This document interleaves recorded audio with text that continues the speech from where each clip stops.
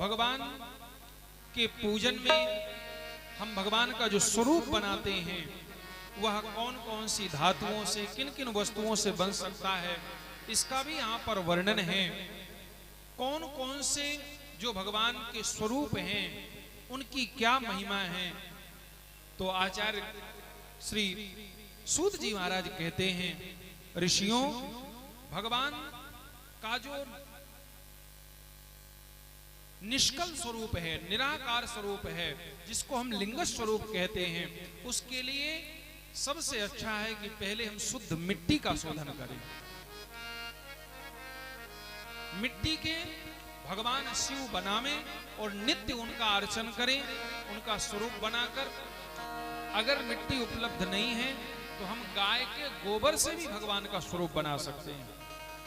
अगर गोबर उपलब्ध नहीं है तो फिर कनेर पुष्प से भी भगवान के स्वरूप को बनाकर पूज सकते हैं। मक्खन से, अगर ये सब भी उपलब्ध नहीं है तो अन्न का भी हम स्वरूप बना सकते हैं। जो भी अन्न उपलब्ध हो उसके अनुसार भगवान का स्वरूप बनावें। भगवान का परिमाप क्या होना चाहिए जब हम स्वरूप बनावें? तो आचार्य कहते हैं 9 अंगुल होना चाहिए।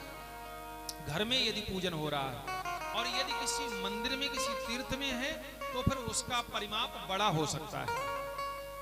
घर में पूजन करने के लिए जब हम पूजन करें तो विधिवत महाराज ब्राह्मणों का वर्ण करें, उनके द्वारा शुद्ध मंत्रों के द्वारा भगवान का अर्चन करें। दूध से, दही से, घृत से, जो भी हमारे पास उपलब्ध है उससे भगवान का पूजन करें। और वहां पर भगवान के पंचाक्षर मंत्र का जप और कीर्तन भी होते रहना चाहिए। सब लोग, जितने भी भक्त वहां पर उपस्थित हों, सब लोग भगवान के मंत्र का कीर्तन और जप जरूर करते रहें। यहाँ पर जप की महिमा भी लिखी गई है। कौन व्यक्ति यदि भगवान के इस मंत्र का जप कर लेता है तो उसमें श्रेष्ठता कैसे आती है, इसका भी वर्णन है। यदि हम लोग 1000 मंत्र रोज जप करते हैं और एक पुरुष चरण कर लेते हैं तो हम अपने तन को पवित्र कर देते हैं। यदि हम 2 पुरुष चरण कर लेते हैं तो हम अपने कुल को पवित्र कर देते हैं। यदि हम 3 पुरुष चरण कर लेते हैं तो हमारा जिस कुल में जन्म हुआ है उसकी महाराज 3 पीढ़ियां भगवत धाम को प्राप्त हो जाती हैं। और यदि हम 7 पुरुष चरण कर लेते हैं तो 7 जन्मों में हमारे जीवन के किए गए पाप, संताप और समस्त पीढ़ियां भगवान को प्राप्त हो जाती हैं। इतनी महिमा है इस मंत्र की। जहां पर भगवान शिव का अभिषेक होता है, जहां पर भगवान का मंदिर बनता है, वहां पर साक्षात तीर्थ निवास करते हैं। वहां पर जो कुआं, बावड़ी, जलाशय होता है वो गंगा की तरह पवित्र हो जाता है। ये समझ लीजिए, शिव मंदिर के समीप में जो भी कुआं, बावड़ी, पोखर आदि होता है उसमें स्नान करने से गंगा में स्नान करने का फल प्राप्त होता है।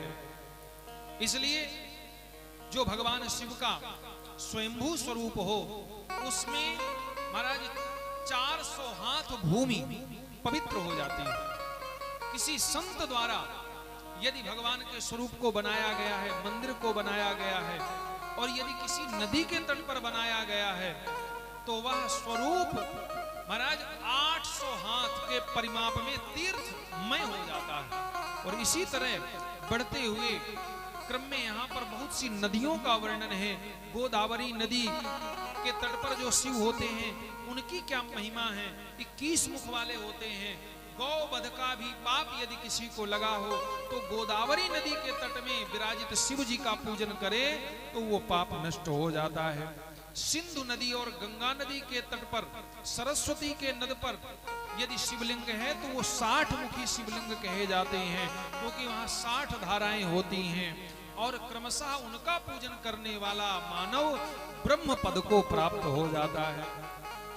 तो नदियों के किनारे भी जो शिवलिंग होते हैं उनकी अपनी अपनी महिमा है। संसार में भगवान सूत जी महाराज कह रहे हैं कि संसार में कोई ऐसा पाप नहीं है जिसे भगवान शिव दूर ना कर सके। कोई ऐसा पाप नहीं महाराज। ध्यानादेव हि तन्नश्ये नान्यथा ना संरक्षति वाचिकं जपजालेनं कायिकं कायशोषणा। हमारे द्वारा जो भी अपराध हुआ है, हम उस अपराध को समाप्त करने के लिए शिवार्चन जरूर करें। किस महीने में शिवार्चन करने का क्या फल है, ये भी यहाँ पर लिखा है। यदि हम माघ मास में शिवार्चन करते हैं तो महाराज सूर्य जब कुंभ में प्रवेश करता है तो सूर्य संक्रांति होती है, और माघ का महीना हो तो उसमें जब हम शिवार्चन करते हैं तो हमारी 7 पीढ़ियां उद्धार हो जाती हैं और रुद्र लोक की प्राप्ति होती है हमें। ऐसे यहाँ पर सभी महीनों का वर्णन किया गया है, बहुत विशाल वर्णन है। आगे श्री सूत जी महाराज ऋषियों से प्रार्थना करते हैं कि प्रभु आप हमें सदाचार, भस्म धारण, संध्या वंदन और धनोर्पार्जन में जो गलती हो जाती है इसका भी आप हमें पूरा पूरा वृत्तांत सुनाइए। तो सूत जी महाराज कहते हैं सदाचार श्रावयासु येन लोका जयेत बुधा धर्माधर्ममयान् ब्रूहि स्वर्ग नारकदास्तथा। हम जब भी कुछ पाप करते हैं तो हमने अभी तक ये सुना है कि नारकीय यातनाएं जरूर मिलती हैं, लेकिन यहाँ पर एक बात बहुत अच्छी लिखी हुई है कि यदि हम अपने पाप का प्रायश्चित कर लें और शिवार्चन कर लें, भगवान शिव की पूजा करें, तो निश्चित रूप से वह पाप तत्काल भस्म हो जाता है। किसी भी बड़े से बड़े पाप में इतनी सामर्थ्य है ही नहीं जो भगवान शिव की पूजा के बाद भी शरीर में रह जाए।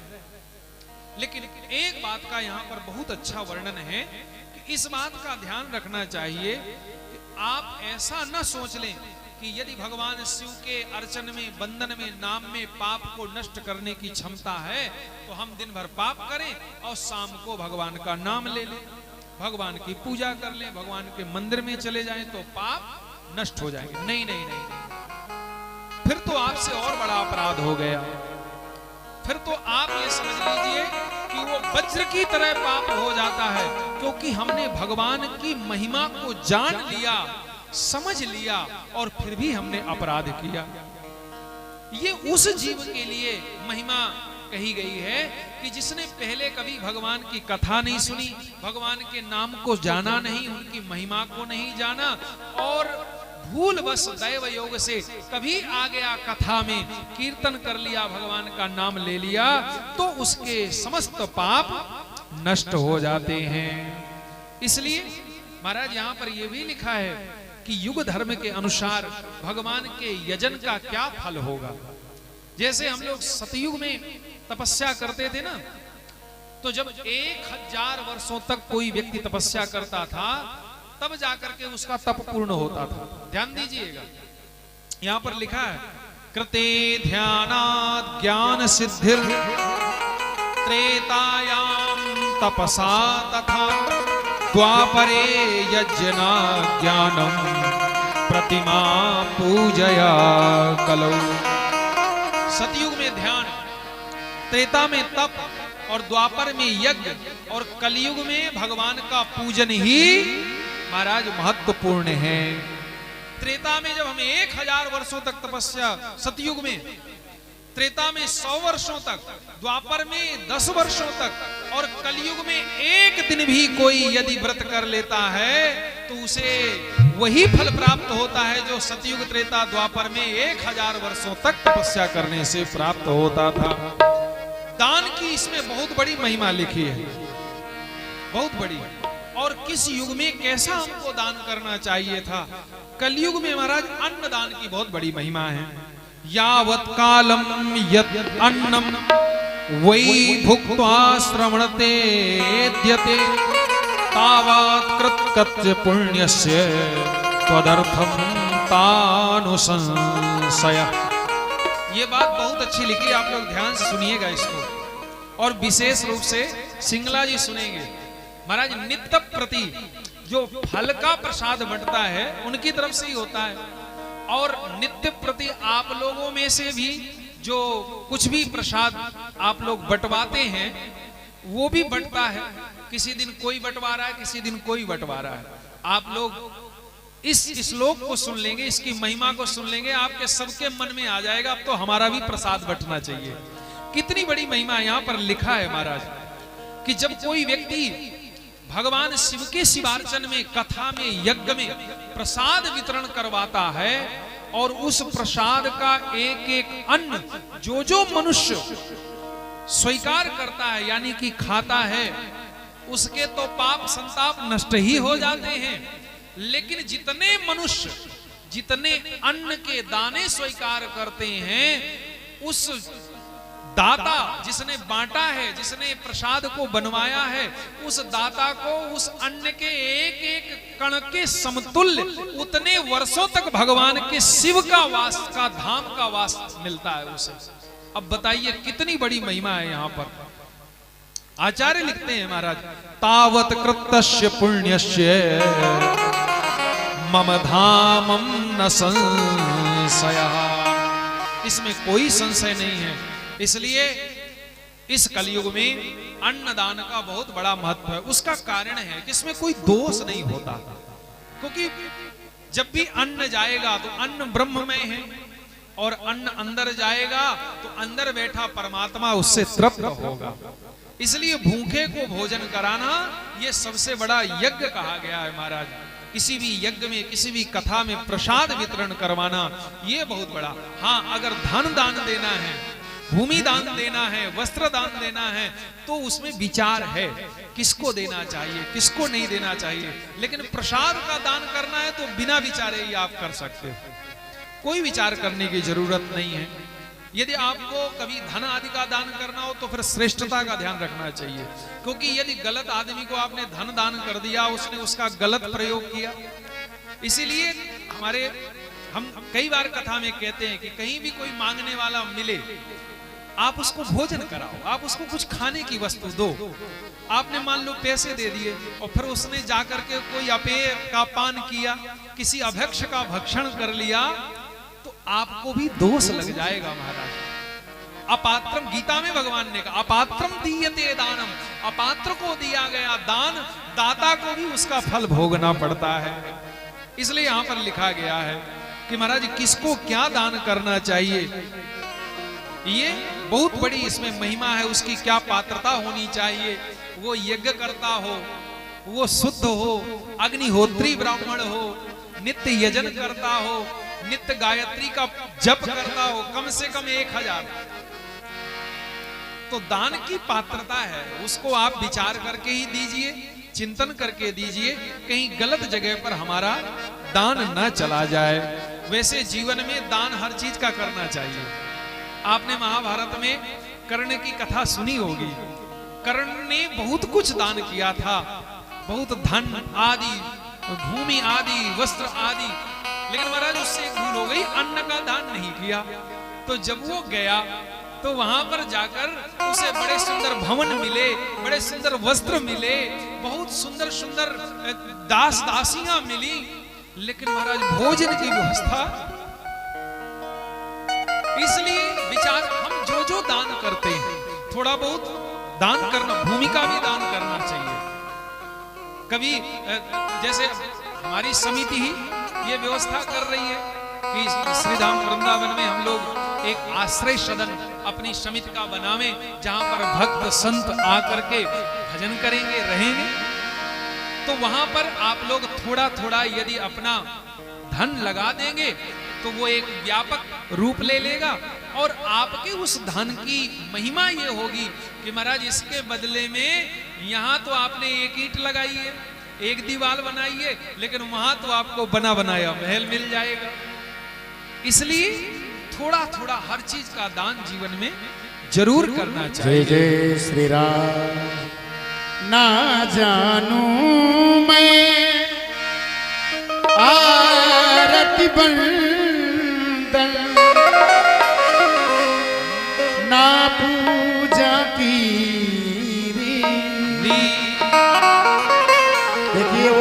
है वो भजन है जो मेवाड़ की एक रानी अपना घर बार छोड़ करके और वृंदावन धाम में अपना वास किया, सब कुछ छोड़ दिया और ठिकाना वृंदावन धाम में बनाया। भाई हो सकता है कि आपके बच्चे, आपकी बहू, आपके नाती पुत्र सब लोग आपको खूब प्रेम करें, हमारी यही मंगल कामना है। लेकिन कहा नहीं जाता भैया संसार को कब कौन साथ छोड़ दे, तो समिति का आश्रय तो रहेगा रहेगा, ये पक्का है, और ब्रज का वास भी हो जाएगा। ना जानू मैं आरती बंदन ना पूजा की रीत।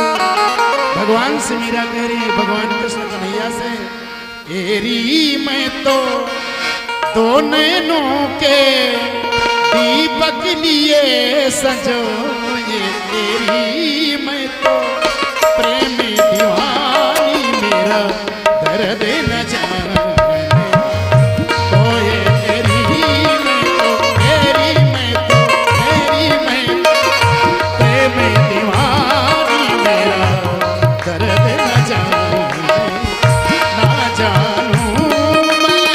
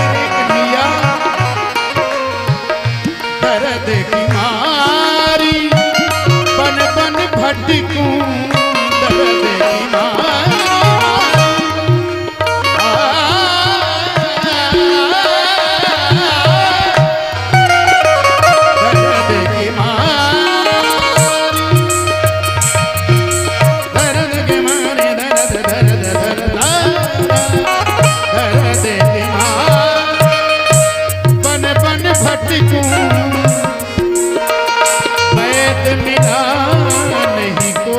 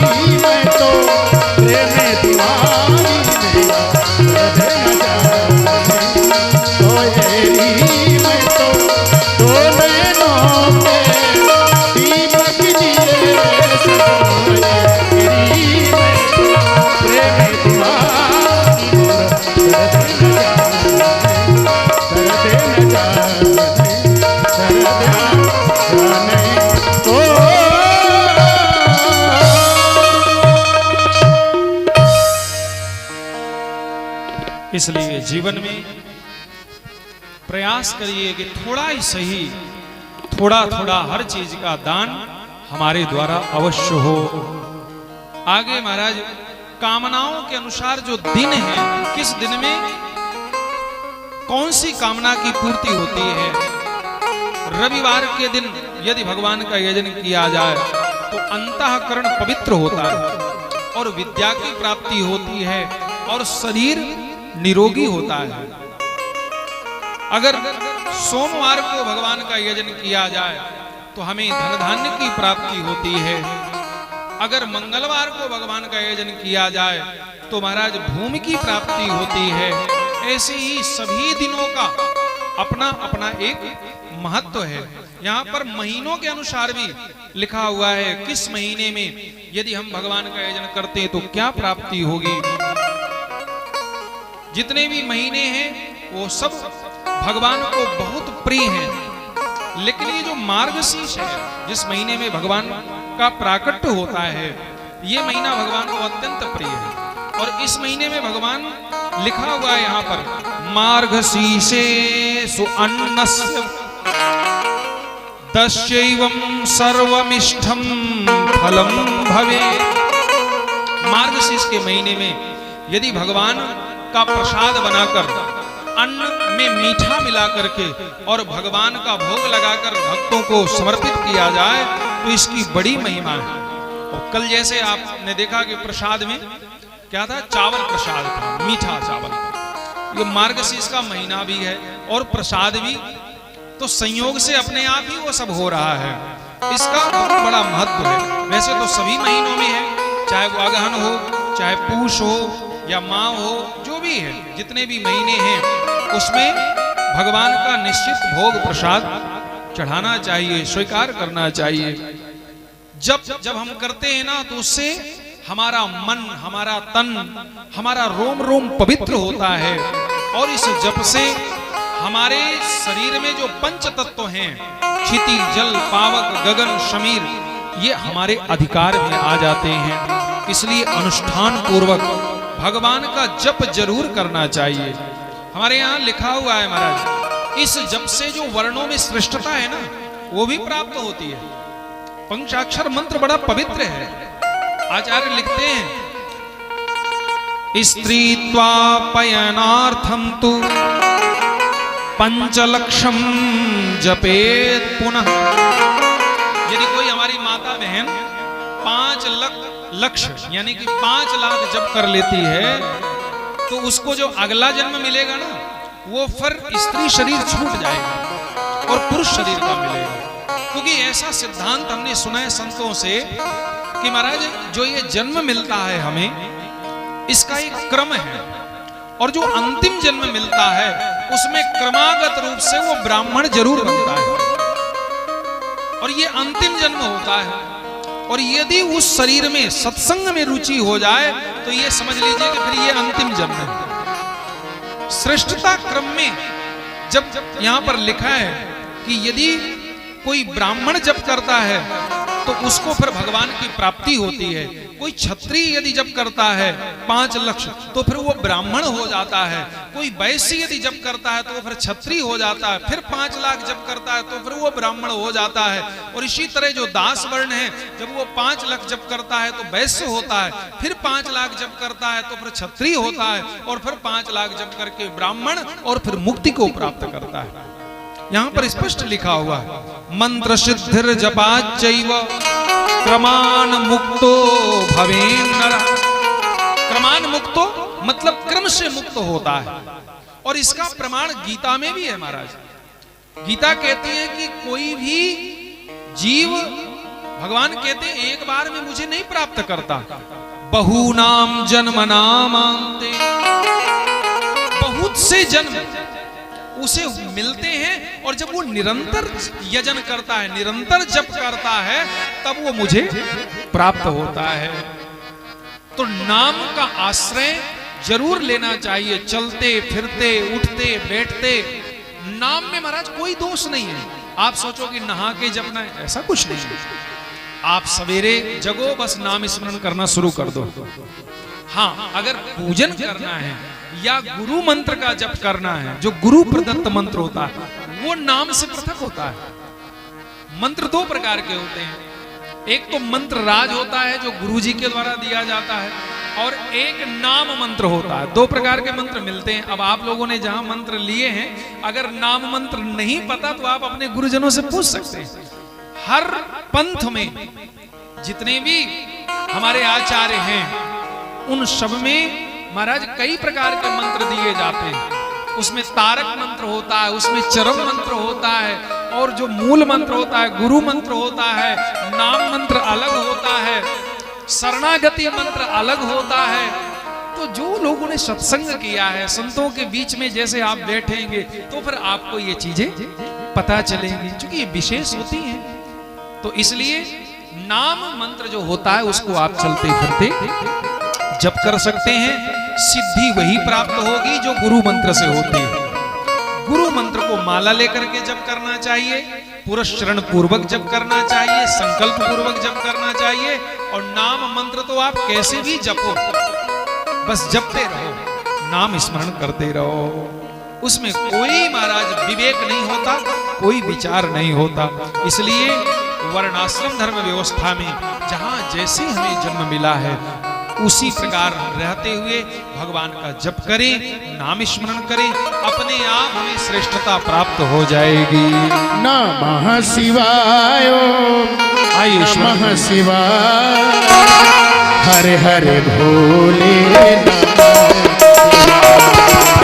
नमः शिवाय, नमः शिवाय, हरे हरे भोले, नमः शिवाय, नमः शिवाय, नमः शिवाय, नमः शिवाय, हरे हरे भोले, नमः शिवाय, हरे हरे भोले, नमः शिवाय।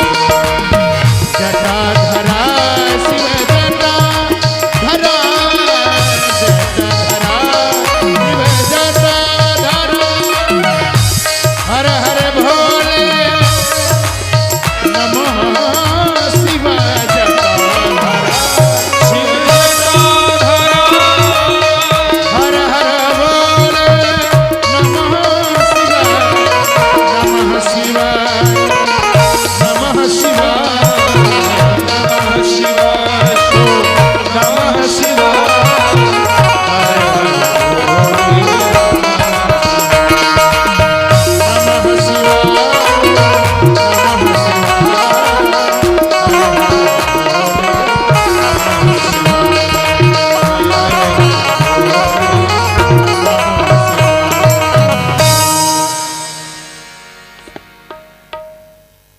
श्री राधे। बोलो शंकर भगवान की जय, सियापति रामचंद्र भगवान की जय।